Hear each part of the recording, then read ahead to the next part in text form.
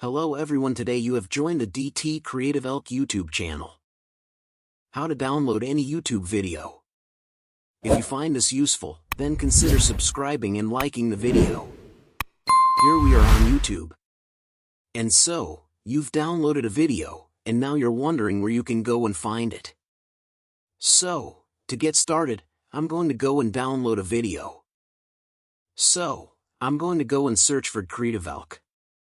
Then, what we're going to do here is come to the Creative Elk channel, and I'll just go and find a video I want to go and do this with.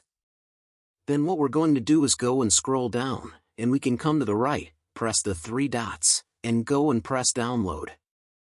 And it's now downloading.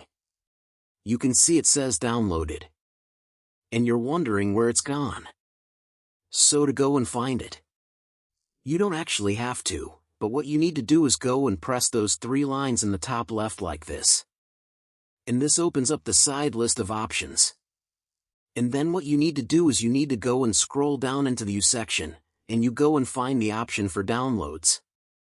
Now, if you don't have an internet connection and you visit youtube.com, you should also go and see the opt for downloads when you expand it as well.